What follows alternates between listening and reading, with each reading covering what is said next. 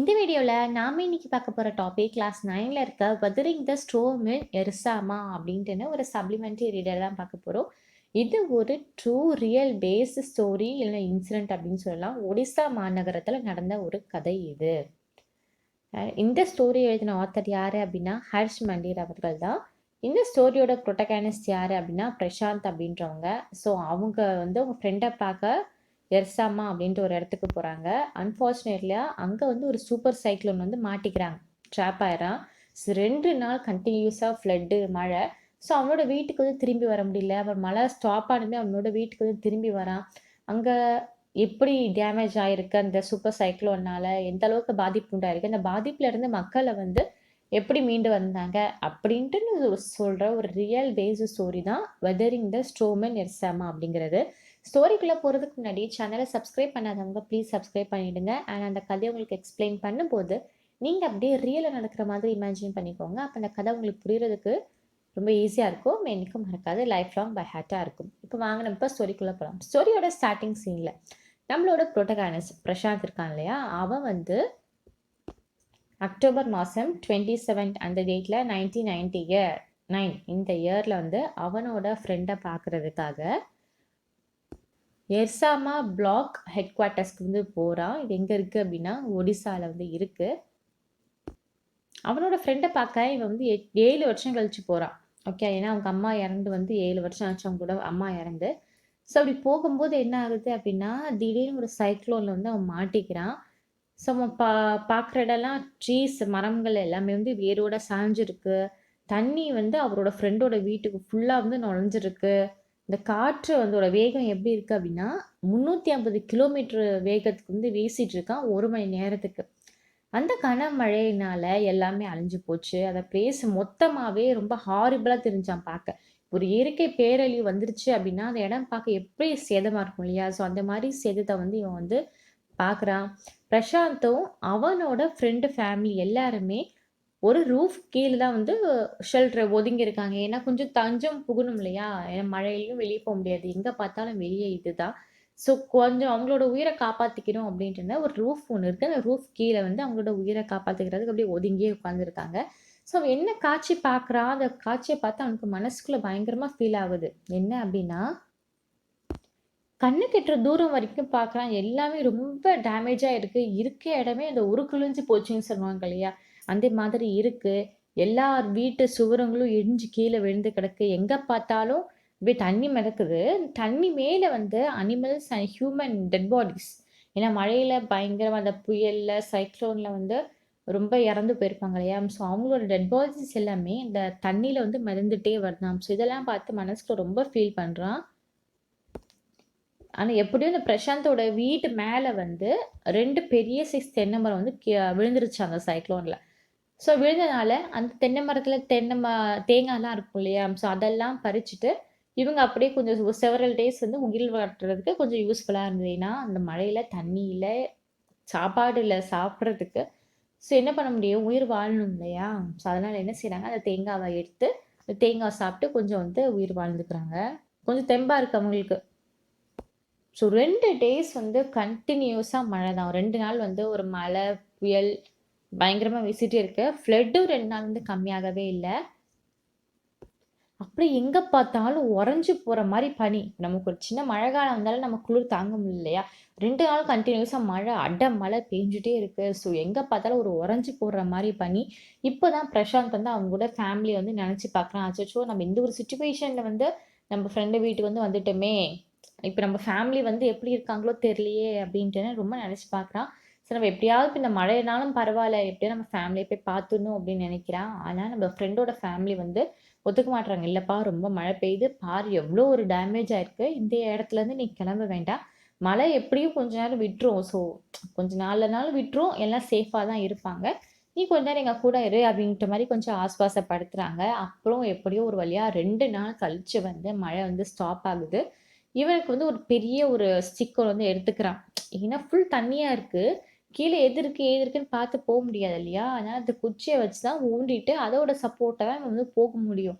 அதாவது ஒரு பெரிய ஸ்டிக் ஒன்று எடுத்துகிட்டு அதை ஊண்டிட்டு அப்படியே கீழ எதுவும் இருக்கா அப்படின்ற மாரி பார்த்துட்டு, அந்த நதிய அந்த ஃப்ளட் ஓடிட்டு இருக்கு இல்லையா? எங்க பார்த்தாலும் தண்ணியா இருக்கு. நல்லா இடுப்பு அளவுக்கு தண்ணியா இருக்கு. ஸோ, அத வந்து கிராஸ் பண்ணி நடந்து போயிட்டே இருக்கான். தண்ணீல வந்து ரொம்ப தத்தளிச்சுட்டே போறான். அண்ட் போற வழியில அவனோட அங்கிளோட 2 ஃப்ரெண்ட வந்து பார்க்குறான்.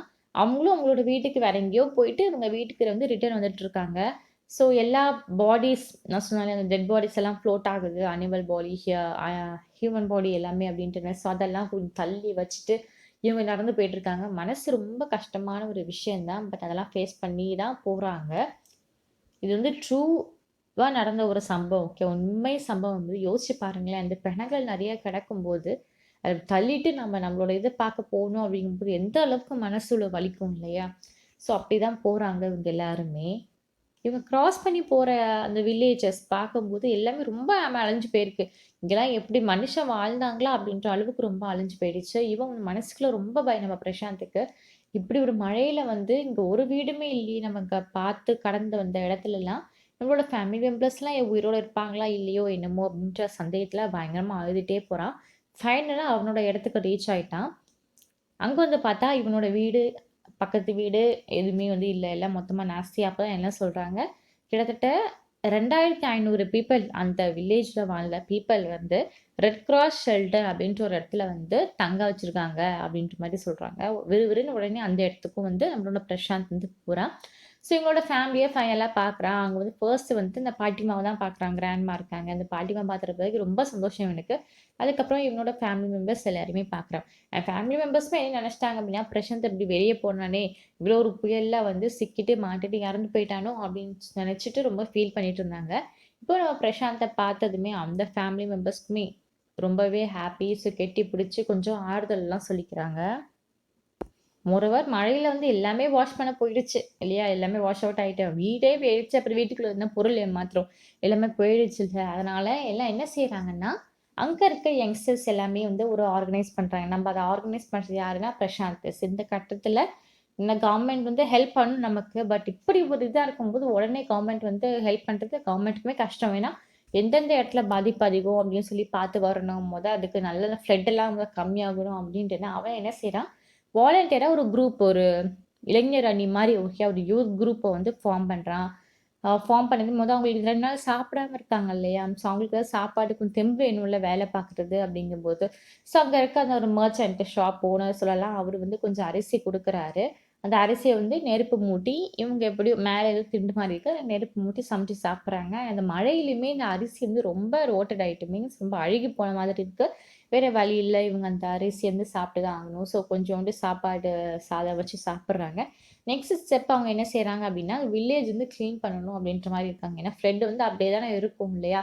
எங்க பார்த்தாலும் அந்த சிறுநீர், இந்த ட்ரெயினேஜ் அது அழுக்கு, மிதக்கும் டெட் பாடிஸ் இதெல்லாம் யோசிச்சு பார்க்குறாங்க. ஸோ இது எல்லாத்தையும் கிளீன் பண்றாங்க. ஸ்டெப் பை ஸ்டெப்பா அடுத்தடுத்த வேலையா பண்ணிட்டே இருக்காங்க. ஸோ 5வது நாள் கடைசியா சைக்ளோன் வந்து 5வது நாள் என்ன ஆகுது, அப்பதான் ஒரு மிலிட்டரி ஹெலிகாப்டர் வந்து ஃபுட்ட வந்து கொண்டு வந்துட்டுருக்காங்க. ஏன்னா, யாரையுமே நம்ம இந்த கட்டத்தில குறை சொல்ல முடியாது. ஒவ்வொரு ஏரியாவா பார்த்துட்டு வருவாங்க. பேரழிவு அப்படிங்கிறது எல்லாருக்குமே பேரழிவு தான். ஸோ ஹெலிகாப்டர்லாம் செலுத்த முடியாத சூழ்நிலையா கூட நெறைய இருந்திருக்கும். ஸோ இப்போ வந்து 5வது நாள் வந்து ஃபுட்ட வந்து கொண்டு வராங்க. அந்த ஃபுட்ட வந்து சின்ன பிள்ளைங்களுக்கு அந்த ஹெலிகாப்டர் மூலியமா குடுப்பாங்க இல்லையா? குடுப்பாங்க.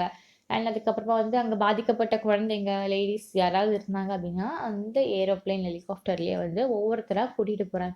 ஸோ இந்த ஒரு வேலையெல்லாம் ஒரு பக்கம் நடந்துட்டு இருக்கும்போது, நம்பளோட பிரசாந்த் என்ன பண்றான், இந்த அனாதை குழந்தைங்கலாம் இருப்பாங்க இல்லையா? அனாதை குழந்தைங்கலாம் இந்த பிறக்கும்போது அனாதைங்கலாம் கிடையாது. இந்த சைக்ளோன் வந்து நெறைய குழந்தைங்க வந்து அம்மா, அப்பாவா இறந்துட்டாங்க. ஸோ ஆப்வியஸ்லி இப்போ வந்து யாருமே அம்மா, அப்பா இல்லாத யாரையா டிபெண்ட் பண்ணி இருக்கணும் அப்படின்ட்டு ஒரு சூழ்நிலை இருக்கும் இல்லையா? ஸோ அந்த பிள்ளைங்களெல்லாம் கூட்டிட்டு வந்து ஒரு இடத்துல வந்து தங்க வைக்கிறான். ஏன்னா சின்ன குழந்தைங்க. அதுக்கப்புறமா நெறைய கணவர்மார்கள் இறந்துட்டாங்க. ஸோ அவங்களோட மனைவிகள் எல்லாமே வந்து விடவா மாறிடுவாங்கல்ல, விதவையா மாறிடுவாங்க. ஸோ அவங்கள கொண்டு வந்து ஒரு இடத்துல தங்க வைக்கிறாங்க. குழந்தைங்க பார்த்துக்கோங்க அப்படின்ற மாரி அவங்க கிட்ட வந்து பொறுப்ப வந்து குடுக்குறாங்க. ஸோ அங்க இருக்க ஆம்பளைங்க எல்லாமே சேர்ந்து அங்க வாழ்ற மக்களுக்கு வந்து ஃபுட்ட எப்படியாவது அரேஞ்ச் பண்ணணும் அப்படின்ட்டுன்னு ஃபுட்ட அரேஞ்ச் பண்றதுக்கு கொஞ்சம் அவங்க மூவ் அவுட் ஆகி போறாங்க ஒரு இடத்துல இருந்து இன்னொரு இடத்துக்கு. ஸோ ஏன்னா ஃப்ளட் வந்து இப்ப மொத்தமா கம்மியாகாது. ஏன்னா பேஞ்ச மழை அப்படி, சேதங்கள் அப்படி உடனே கரையாது இல்லையா? கொஞ்சம் படிப்படியா வத்தும்ல. அப்படியே நாட்கள் போது. ஒரு 5 டூ 7 டேஸ் ஆனதுமே பிரசாந்த் என்ன செய்யலாம், அங்க இருக்க பீப்பிள் எல்லாருமே இப்ப தஞ்சம் புகுந்து இருக்காங்க இல்லையா? அவங்கள எல்லாருமே ஒரு ப்ரோக்ராமில் சேர்த்து விட்றான். என்ன ப்ரோக்ராம் அப்படின்னா, ஃபுட் ஃபார் ஒர்க் ப்ரோக்ராம் அப்படின்ட்டு இதில் சேர்த்து விட்றான். அதாவது வேலைக்கான உணவு திட்டம். இது ஒரு நான் கவர்மெண்ட் ஆர்கனைசேஷன், அதாவது என்ஜிஓன்னு சொல்லுவாங்க இல்லையா, அது சம்மந்தமான திட்டம் தான். ஏன்னா அவங்களோட வேலையை அவங்க பார்த்துக்கிட்டாங்க அப்படின்னா அவங்களுக்கு அந்த சமயத்துக்கு தேவையான உணவு வந்து கொடுப்பாங்க. ஸோ அதே மாதிரி ஒரு திட்டம் எல்லாரையும் வந்து அந்த திட்டத்தில் வந்து சேர்க்குறான். இப்போ வந்து ஒரு பேரழிவு அப்படிங்கிறது ரொம்பவே பெருசு. நெறைய பேர் இறந்துட்டாங்க. நெறைய குழந்தைகள் அவங்களோட அம்மா, அப்பாவை இழந்துட்டாங்க. நெறையா மனைவிமார்கள் அவங்களோட கணவனை இறந்துட்டாங்க. ஸோ இந்த மாதிரி நெறைய சேதங்கள் இருக்கு. எல்லாத்தையும் ஒருங்கிணைக்கிறான். யாருக்கெல்லாம் பாதிப்பு இருக்கோ, யாருக்கெல்லாம் ஃபிசிக்கலா ஏதாவது டேமேஜ் ஆயிருக்கோ, கை, கால் எல்லாம் போயிருக்கும் இல்லையா? ஸோ அவங்கள எல்லாத்தையும் ஒண்ணு திரட்டி அவங்கள நல்லா பயங்கரமா டேக் கேர் பண்ணி பார்த்துக்கிறாங்க. ஸோ நெறைய என்ஜிஓஸ் இவங்களுக்கு ஹெல்ப் பண்ணுது. கவர்மெண்ட் சைட்லேருந்து பயங்கரமா ஹெல்ப் பண்றாங்க. இவங்களும் வாலண்டியராவே நெறையா எடுத்து போட்டு வேலைய பண்றது, நம்ம கிராமத்த சுத்தமாக்குறது, மறுபடியும் ஃபர்ஸ்ட் மாரி கொண்டு வரது, வீடு கட்டுறது, இதே மாரி படிப்படியா ஒவ்வொரு வேலையா வந்து அவங்களுக்கு முடிஞ்சது எல்லாமே பண்ணிட்டே இருக்காங்க. ஸோ ஃபைனலா ஒரு 6 மாசம் ஆகுது. அந்த பெரிய ஒரு பேரழிவுன்னு சொல்லுவாங்க இல்லையா? அது போய் ஒரு 6 மாசம் ஆவுது. மக்கள வந்து கொஞ்சம் நார்மலா கொண்டு வராங்க. பட் இன்னும் ஃபுல்லா நார்மல் ஆகல. மனசளவுல ரொம்ப ஸ்ட்ரெஸ். இதனால இத்தன உயிரிழப்பு அவங்களுக்கு நேர்ந்திருக்கும் இல்லையா? எவ்வளோ பொருள் சேர்த்து வச்சிருப்பாங்க ஆசைப்பட்டு, எல்லாமே போயிருக்கும்.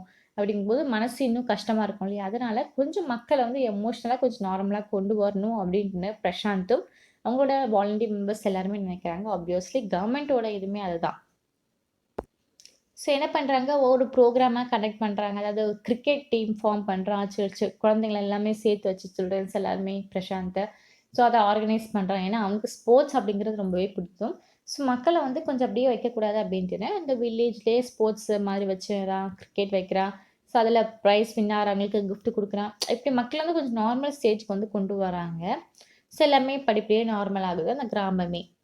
ஸோ இந்த மாரல் என்ன சொல்ல வராங்க நம்மளோட ஆத்தர் என்ன சொல்ல வராங்க அப்படின்னா, நாம எப்பவுமே ஏதோ ஒரு கஷ்ட காலத்திலும் சரி, எந்த காலத்திலும் சரி, ஒரு உதவிக்கு வந்து நம்ம மத்தவங்கள நாடி நம்பிட்டு இருக்கவே கூடாது. நம்மளால முடியும் அப்படின்னா, நம்ம வந்து இறங்கி செஞ்சுட்டே இருக்கணும். இப்ப இந்த இயற்கை பேரழிவு மாதிரி தான். இப்ப அவங்க வந்து மழை வருது, நமக்கு ஹெல்ப் பண்ண யாருமே இல்ல அப்படின்னு குறை சொல்லிட்டே இருக்காம, அந்த சிச்சுவேஷன அழகா ஹேண்டில் பண்ணி, எப்படி அந்த யூத்துங்க எல்லாமே, இளைஞர்கள் எல்லாமே ஒண்ணா சேர்ந்து ஒரு குரூப் வந்து ஃபார்ம் பண்ணி, டக்குனு அவங்களோட கிராமத்த மீட்டாங்களோ, அதே மாதிரி தான் எல்லாருமே கொஞ்சம் ஸ்பான்டேனியஸா திங்க் பண்ணணும். ஒரு ஹெல்ப்புக்காக வந்து நம்ம வந்து யார்கிட்டயுமே வந்து டிபெண்ட் பண்ணியே இருக்கக்கூடாது. அத வந்து நாடிட்டே இருக்கக்கூடாது. அது வரும் வரும்னு நம்மளோட டைம் வந்து வேஸ்ட் பண்ணக்கூடாது. தன் கையே தனக்கு உதவி அப்படிங்கிற மாதிரி எல்லா வேலைகளும் எல்லாருமே செய்யணும். புயல்லேருந்து இந்த தப்பிக்கிறவங்களுக்கு கண்டிப்பா கவர்மெண்ட் அண்ட் நான் கவர்மெண்ட்ல வந்து என்ஜிஓஸ் ஓகே எல்லாம் ஹெல்ப் பண்ண தான் செய்வாங்க. இருந்தாலும் நம்ம பக்கத்துல இருந்து நம்மளும் சும்மா உட்காராம, அவங்க பண்ணுவாங்க பார்த்துக்கலாம் அப்படிங்கிற மாரி இல்லாம, நம்ம சைட்லேருந்து நம்மளும் ஏதாவது செய்யணும். அண்ட் பிரசாந்த் வந்து அதுதான் செஞ்சிருக்கான். அண்ட் பிரசாந்தோட இந்த ஒரு சேவை, இந்த ஒரு மனப்பான்மை வந்து யாராலயும் ரொம்ப மறக்கவே முடியாது. ரொம்பவே ஒரு இம்பார்ட்டன்டான விஷயம்னு சொல்லலாம். மக்களுக்கும் ரொம்ப ஒரு உதவி செஞ்சிருக்கான். ஏன்னா அந்த குழந்தைங்கலாம் யோசிச்சு பாருங்களேன், அந்த ஒரு சிச்சுவேஷனுக்கு டக்குன்னு அந்த குழந்தைங்கலாம் என்ன ஆவாங்க? இல்லையா? ஸோ அந்த குழந்தைங்கலாம் ஒண்ணா ஆர்கனைஸ் பண்ணி ஒரு இடத்துல கொண்டு வரது அப்படிங்கிறது ரொம்பவே ஒரு பெரிய விஷயம். ஸோ இத வந்து பிரசாந்த் வந்து செஞ்சிருக்கான். அண்ட் நிஜமாவே ரொம்ப வாழ்த்துக்கள். இது ஒரு ரியல் இன்சிடென்ட் சொல்லும்போது ரொம்ப கஷ்டமா இருக்கு. இல்ல எவ்ளோ ஒரு இயற்கை அந்த அழிவு ஏற்படும்போதும் எவ்ளோ அழகா திங்க் பண்ணியிருக்காங்க. இப்ப இருக்க இளைஞர்கள் அப்படிங்கும்போது. ஸோ இப்போ வந்து நம்ம ஆத்தர் பத்தி ஒரு சின்ன இன்ட்ரோ ஒண்ணு வந்து பார்த்துடலாம். நம்மளோட ஸ்டோரியோட ஆத்தர் வந்து ஹர்ஷ் மண்டிர் அவர்கள். இவங்க வந்து ஏப்ரல் 17, 1955 இந்த இயர்ல வந்து பிறந்தாங்க. இவங்க ஒரு Indian author, writer, researcher, teacher and social activist. இவங்க வந்து நியூ டெல்லியில வந்து ஈக்விட்டி ஸ்டடீஸ் அப்படிங்கிறதுல வந்து டைரக்டரா இருந்திருக்காங்க. And also member in national advisory council of government of India.